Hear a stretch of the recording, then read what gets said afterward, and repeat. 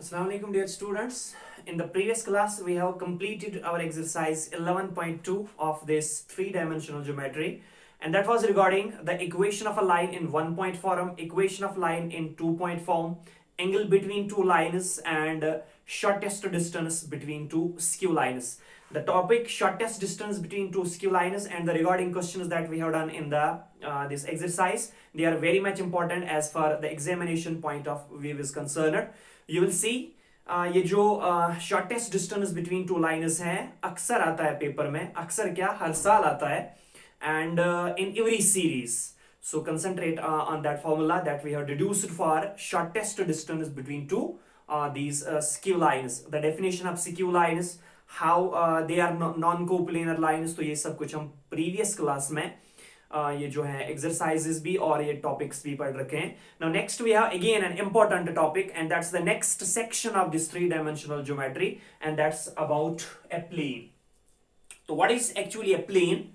What are its equations in different forms? What is this equation in one-point form? What is this equation in three-point form? What is this equation in intercept form? We are going to discuss these equations, and they are again very much important. So first we will try to understand that what this plane is actually. For that we have a definition, and that is the definition of a plane. तो क्या है ये plane? Let me first give you the definition. Plane. A plane is a surface S. ये plane एक surface होती है, एक surface होती है जिसका हमने यहाँ पे नाम रखा है S. लेकिन कौन सी surface? क्या हर किसी surface को हम plane कहेंगे? नहीं जिगरा. It's a restricted surface. तो surface क्या है? Such that if two points A and B lie in S, such that अगर इस surface पे दो points lie कर रहे हैं, point A and point B, then every point of the line AB lies in S. फिर आप अगर इस A और B को आपस में ज्वाइन करोगे एक लाइन सेगमेंट से, तो वो लाइन सेगमेंट जो बनेगा उस लाइन सेगमेंट का हर कोई पॉइंट इसी सरफेस पे लाई करना चाहिए. अगर ऐसा पॉसिबल है एक सरफेस के लिए, तो उसी सरफेस को हम प्लेन कहेंगे. That is the line AB itself lies in S. यानी ये पूरी लाइन सेगमेंट जो AB है ये इसी सरफेस S पे लाई करनी चाहिए.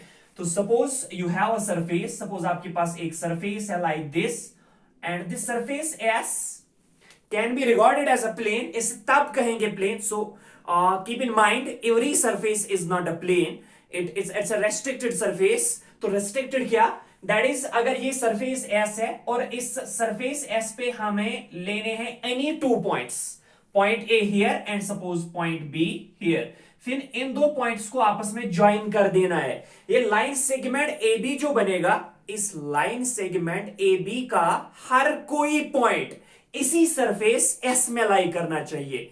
यानी कोई भी ऐसा पॉइंट इस लाइन सेगमेंट AB का ऐसा नहीं होना चाहिए that is not lying on the surface S, and at that time this surface in three-dimensional geometry is regarded as a plane.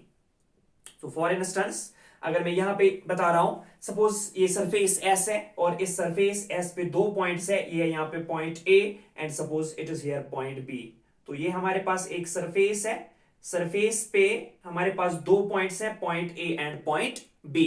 अगर इन दो पॉइंट्स को ज्वाइन करेंगे विथ अ लाइन सेगमेंट, अगर इनको ज्वाइन करेंगे विथ अ लाइन सेगमेंट, तो इस line segment का हर कोई पॉइंट इसी सरफेस में लाई करना चाहिए. तो surface means which is smooth. In other words we can say that a smooth surface. यानी ये कहीं पे बल्जेड, कहीं पे अप, कहीं पे डाउन नहीं होनी चाहिए, राइट? अगर आप इसे दो पॉइंट्स ले रहे हो, आप पॉइंट A और पॉइंट B, फिर उसको ज्वाइन कर रहे हो बाय सम लाइन सेगमेंट, उस लाइन सेगमेंट का हर कोई पॉइंट इसी सरफेस में आना चाहिए, तभी इस सरफेस को हम प्लेन कहेंगे, राइट? अगर मैं इस सरफेस को ऐसे ले रहा हूं, ये भी एक सरफेस है, लेकिन क्या ये सरफेस प्लेन है? अभी जैसे मैंने अभी लिया है, क्या ये सरफेस है? Yes, it's a surface. क्या ये सरफेस प्लेन है? नहीं जिगरा, ये प्लेन नहीं है. क्यों? Because if you are taking again two points, point A here, point B here, join two points by the line segment. जब आप इसे लाइन सेगमेंट से आपस में ज्वाइन कर दोगे, तो क्या इस लाइन सेगमेंट का हर कोई पॉइंट सरफेस पे लाई कर रहा है? नहीं. इसमें यहाँ पे बहुत सारे पॉइंट्स हैं जो ऊपर लाई कर रहे हैं, सरफेस के ऊपर लाई कर रहे हैं, सरफेस पे लाई नहीं कर रहे हैं. So at that time this surface is not called a plane, it is not an example of a plane. It should be a flat surface. It should be a smooth surface. And that flat or smooth surface in 3D geometry is called a plane. Right? Is that clear? Now यहाँ पे अगर हमारे पास अब कोई plane है और इस plane पे कोई लाइन सेगमेंट हम परपेंडिकुलर डाल देंगे ऐसे, तो जितने भी सारे लाइंस इस प्लेन में होंगे उन सारी लाइंस पे ये लाइन परपेंडिकुलर होगी. Obviously a line is perpendicular to the plane. A line is perpendicular to the plane if and only if it is perpendicular to every line in the plane. तो suppose आपके पास ये my left hand, take it an example of a plane. इस plane में जितनी भी सारी lines हैं चाहे किस डायरेक्शन में है, राइट, अगर ये लाइन इस प्लेन पे परपेंडिकुलर है तो ऑब्वियसली इस प्लेन में जितनी भी सारी लाइंस हैं उन सारी लाइंस पे लाइन परपेंडिकुलर है. So a line is perpendicular to the plane if and only if it is perpendicular to every line in the plane. Right, तो यहां पे मेंशन कर देंगे a line is perpendicular to the plane. A line is perpendicular to the plane. Yes, if and only if it is. If and only if it is perpendicular to. If and only if it is perpendicular to every line in that plane.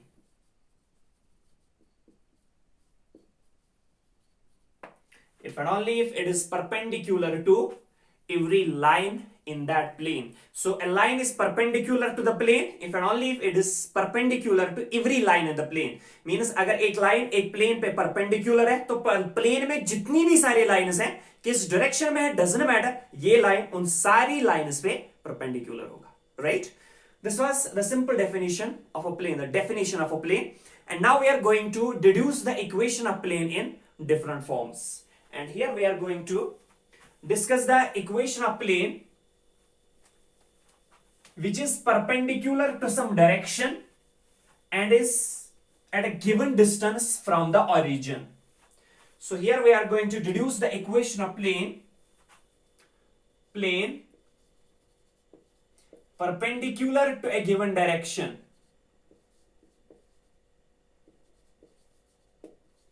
Plane perpendicular to a given direction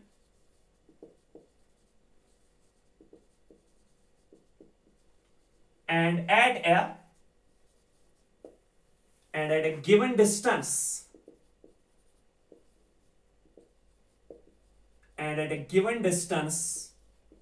from the origin. This would be our first article, first equation regarding the plane, and that's the equation of a plane which is perpendicular to some direction, to given direction and at a given distance from the origin.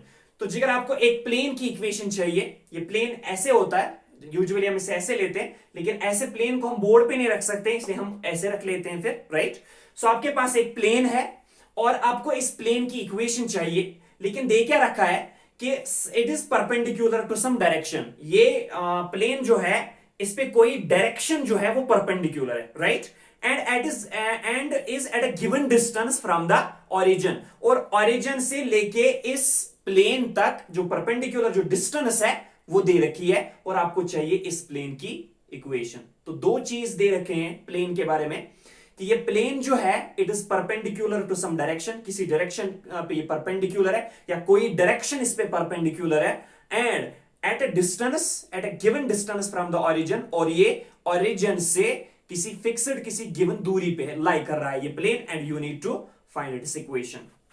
Suppose we are considering a plane right here. Suppose इस plane का नाम हम यहां पे रखेंगे pi. Let us consider a plane pi, and suppose that is perpendicular to the direction, and suppose that direction, since it is direction only, so we are mentioning this direction by n cap. Suppose the given direction which is perpendicular to the plane is n cap, and it is at a given distance from the origin. तो suppose यहां पे origin ले रहे हैं और origin से लेके जहां पे ये इंटरसेक्ट कर रहा है, जहां पे टच कर रहा है ये यूनिट वेक्टर इस प्लेन को, सपोज उस पॉइंट का यहां पे नाम रखेंगे हम n.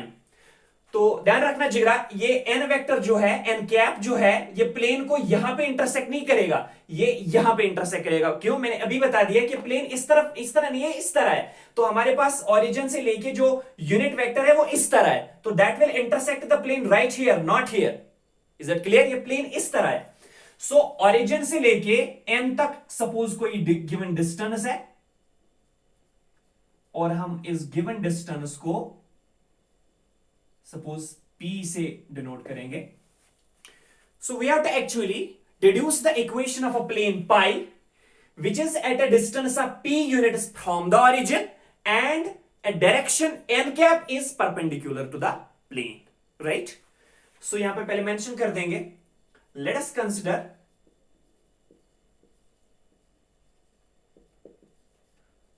consider a plane pi which is at a distance of, yes, which is at a distance of p units, which is at a distance of p units from the origin, which is at a distance of p units from the origin, and let it be perpendicular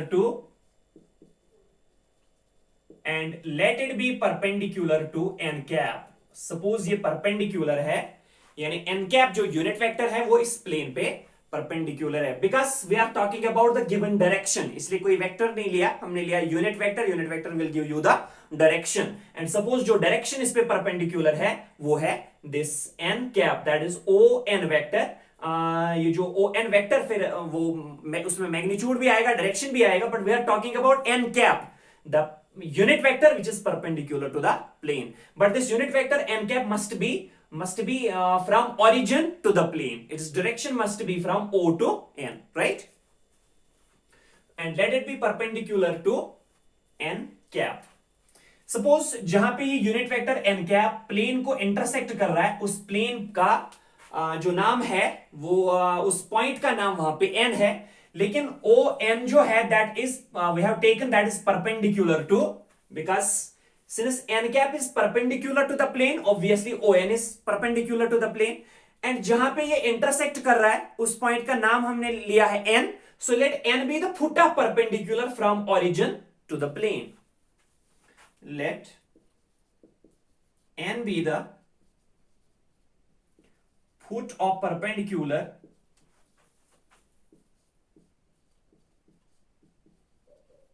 let n be the foot of perpendicular from origin to the plane pi. Is that clear? Therefore यहां पे हम निकालेंगे o n vector. We are not talking about the unit vector, now we are talking about o n vector. o n जो vector होगा इसका खुद का magnitude होगा और इसकी खुद की कोई डायरेक्शन होगी. तो मैग्नीट्यूड क्या है? o से लेके n तक की डिस्टेंस, o से लेके n तक की डिस्टेंस, दैट्स p. सो आ गया मैग्नीट्यूड, राइट? अब इस o n वेक्टर की कोई डायरेक्शन होगी, तो o n वेक्टर की डायरेक्शन हमें कौन दे रहा है? n cap. So obviously this must be equal to then p n cap, because o n n cap is a unit vector. We are not talking about n cap right now. We are talking about the vector o n vector. o n is a vector and every vector must has its magnitude as well as the direction. Magnitude is distance from o to n, that's we have taken that p, that's given, and it must have some direction, and its direction is given by n cap. That's why p n cap would be equal to o n vector. अब हम consider कर रहे हैं कोई एक point P.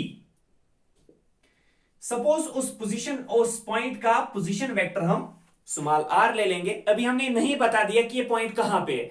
अभी हम late कर रहे हैं कि पॉइंट P हमारे पास कोई पॉइंट होगा, तो obviously this point is lying in plane और this point is lying in space. So every point, whether lying in a plane or space, must has its position vector, and its position vector we have denoted by small r vector. Let P with position vector let P with position vector small r vector be any point, ये कोई भी point, then तब हम कहेंगे जिगरा कि ये point P इस प्लेन में लाई करेगा, इस प्लेन पे लाई करेगा। कब? अगर हम इस N को ज्वाइन करेंगे विथ P और डायरेक्शन ले लेंगे from N to P, right? तो NP एक ऐसा लाइन सेगमेंट है which lies in the plane, और इसका पोजीशन वेक्टर क्या है? Small r vector. But position vector of a point is always with respect to the origin.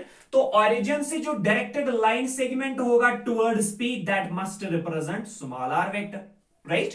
Because OP must be the position vector of point P, and we have taken that position vector as small r vector. So OP vector must be equal to small r vector. Now this point P lies in the plane pi. ये lie करेगा इसी plane pi में। कब? देखो जिगर, NP जो line है या NP जो वेक्टर है वो किस में लाई कर रहा है? प्लेन में। और n कैप जो है वो प्लेन पे परपेंडिकुलर है। चूंकि n कैप प्लेन पे परपेंडिकुलर है, लिहाजा प्लेन में जितनी सारी लाइन्स होंगी, जितने सारे वेक्टर्स होंगे, उन सारे वेक्टर्स पे n कैप परपेंडिकुलर होगा। सो n कैप होगा perpendicular to np vector, because np vector is a line which lies in the plane and n cap is a unit vector which is perpendicular to the plane. So if n cap is unit vector perpendicular to the plane, it must be perpendicular to every line or every vector which lies in the plane, right? So then P lies, तब ये point P lie करेगा, lies in the plane pi, तब ये plane pi पे में lie करेगा ये point P। कब? If NP vector is perpendicular to n cap, if NP vector is perpendicular to n cap, right? That is if and only if, यहां पे भी if and only if लिख सकते हो, that is if and only if NP vector is perpendicular to n cap, that is if and only if, yes। अब NP आपके पास, P capital N है, sorry, अब NP आपके पास एक वेक्टर है जो जीरो वेक्टर नहीं है, और n कैप आपके पास एक वेक्टर है जो यूनिट वेक्टर है, मतलब जीरो वेक्टर नहीं है। तो दो नॉन जीरो वेक्टर्स आपस में परपेंडिकुलर हैं। जब दो नॉन जीरो वेक्टर्स आपस में परपेंडिकुलर होते हैं तब क्या होता है? There dot product must be equal to zero. So that is if and only if NP vector dot n cap is equal to zero, because if v1 vector is perpendicular to v2 vector, then v1 dot v2 must be equal to 0, v1 vector not equal to 0 vector and v2 vector not equal to 0 vector। अगर v1 और v2 हमारे पास दो non zero vectors हैं और अगर उनका dot product zero scalar के बराबर आ रहा है तो obviously they must be perpendicular to each other, या अगर ये दो वेक्टर्स आपस में परपेंडिकुलर हैं तो डेफिनेटली इनका डॉट प्रोडक्ट जीरो के बराबर आया। तो same is the case here, NP vector और ON वेक्टर जो है या n कैप वेक्टर जो है वो आपस में परपेंडिकुलर है। तो जब ये परपेंडिकुलर है तो ऑब्वियसली इनका डॉट प्रोडक्ट जीरो के बराबर आएगा। So NP dot n cap must be equal to zero. We are keeping this equation as equation number first. Now we will locate the value of NP vector from the figure. So from figure, in triangle OPN or in triangle ONP, we have, now from figure we have,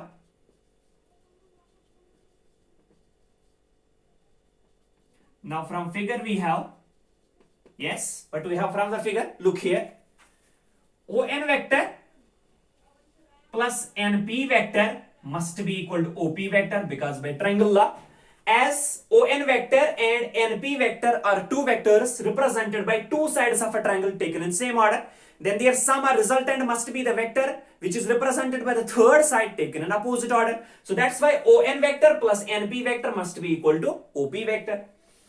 So ON vector plus NP vector must be equal to OP vector. Implies यहां से हम value निकालेंगे NP vector का। So NP vector is then equal to, yes, OP vector minus ON vector.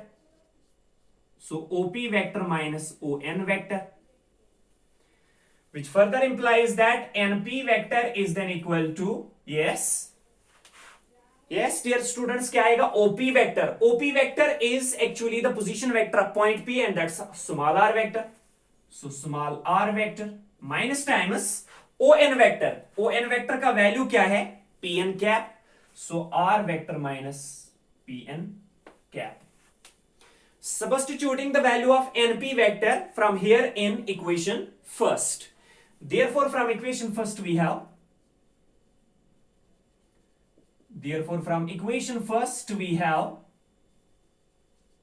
Yes, what we have from equation first? NP vector dot n cap is equal to 0. NP vector का value क्या? R vector minus Pn cap, और इसको dot करना है किसके साथ? n cap के साथ. So dot n cap must be equal to 0. Is that clear? So this can be written as implies.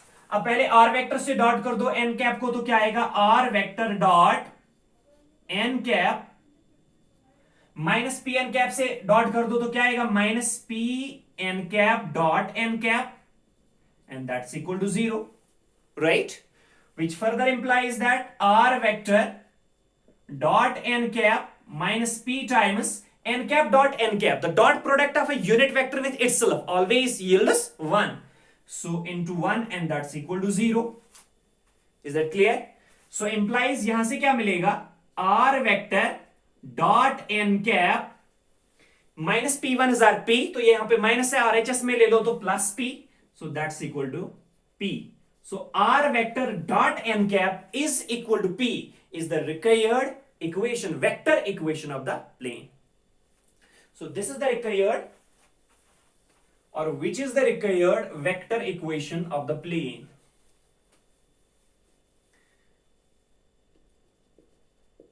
Which is the required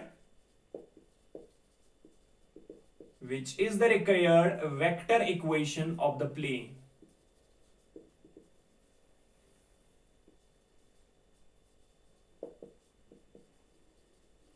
तो क्या बनी जिगर? Vector equation of this plane. इस प्लेन की वेक्टर इक्वेशन फिर बनी r vector dot n cap is equal to p.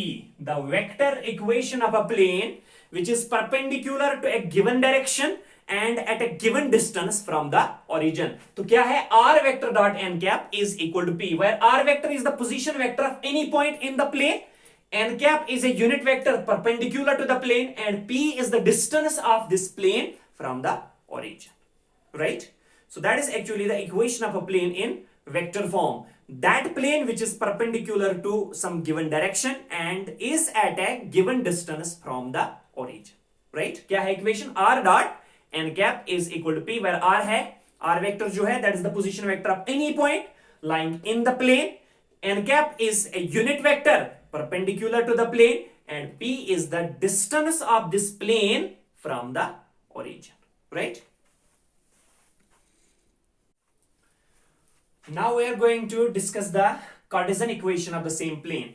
तो इसकी वेक्टर इक्वेशन आई थी r vector dot n cap is equal to p, and now we are going to transform this vector equation into the Cartesian equation. अब हमें चाहिए इसी plane की Cartesian equation. तो जहां पे ये इक्वेशन हमें मिली थी, सपोज उस इक्वेशन का हम नाम रखेंगे वहां पे equation a, right? Now we are going to find the Cartesian equation of this plane. So since vector equation is r vector dot n cap is equal to p, तो इसी की Cartesian equation चाहिए. So r vector क्या होता है? Position vector of any point. तो any point के coordinates हम क्या लेते हैं? Unknown coordinates x, y, z. So let x, y, z be the coordinates of point p whose position vector is small r. तो जब ये इसके coordinates point p के आएंगे x, y, z, तो position vector क्या बनेगा? xi प्लस वाई जे plus Z के. अब लेना है एन कैप. एन कैप चूंकि यूनिट वेक्टर है, तो यूनिट वेक्टर जो एक वेक्टर के डायरेक्शन कोसाइनस होते हैं, वही यूनिट वेक्टर के स्केलर कंपोनेंट्स होते हैं. तो इसलिए हम ओ एन वेक्टर को नहीं लेंगे, हम कंसिडर करेंगे n cap, because in the equation we have n cap. So instead of direction ratios, we are taking the direction cosinus of ON vector, right? Because the direction cosinus of ON vector must be the scalar components of n cap, as we have studied. that is the direction cosines of a vector are nothing but the scalar components of its unit vector. That's why we will talk about here direction cosines. So यहाँ पे let करेंगे, let ordered three tuple of L, M, N be the direction cosines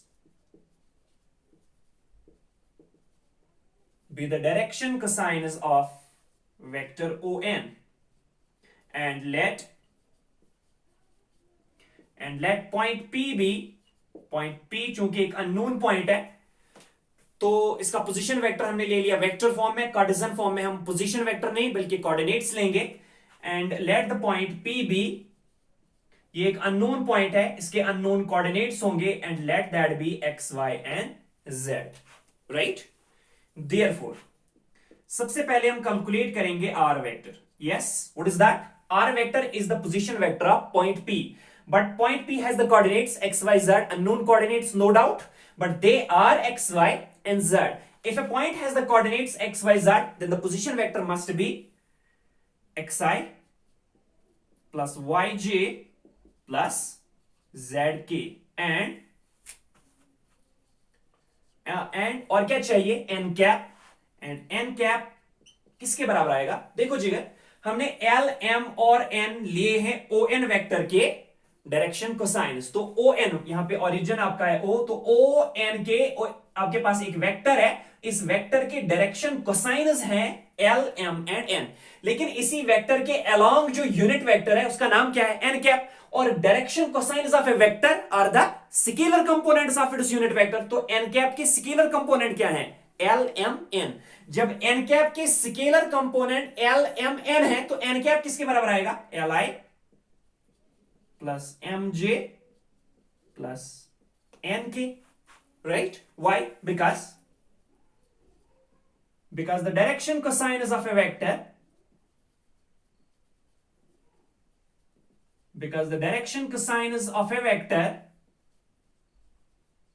are the scalar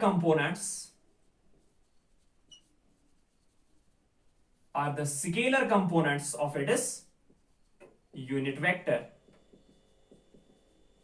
एक vector के direction cosine क्या होते हैं? उसके along जो यूनिट वेक्टर होगा उसी के स्केलर कंपोनेंट्स. यस, हमें मिला आर वेक्टर, हमें मिला जिगर n cap. Put the value of r vector and n cap in equation a. Therefore from equation a we have, therefore from equation A we have, yes, r vector dot n cap. r vector का value xi cap plus yj cap plus zk cap. इसको dot करना है किसके साथ? n cap के साथ. What is that? li cap plus mj cap plus nk cap, and that's equal to p. That's equal to p. Is that clear? Implies this can be further written as, now you have a vector expressed in terms of components and again another vector in terms of components. When two vectors are represented in terms of their components, then their dot product is obviously equal to the sum of products of their corresponding scalar components. That is x into L plus y into M plus z into N, right? So x into L हम लिखेंगे Lx plus y into M, that's My, plus z into N, that's Nz, and which is equal to P. So Lx plus My plus Nz is equal to P would be the required equation of that plane in Cartesian form, right?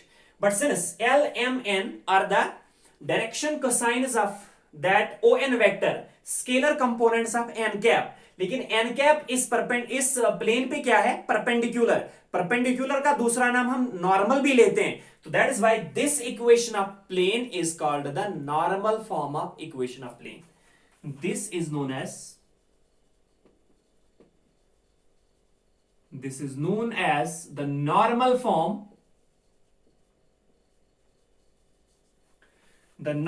Form of equation of plane.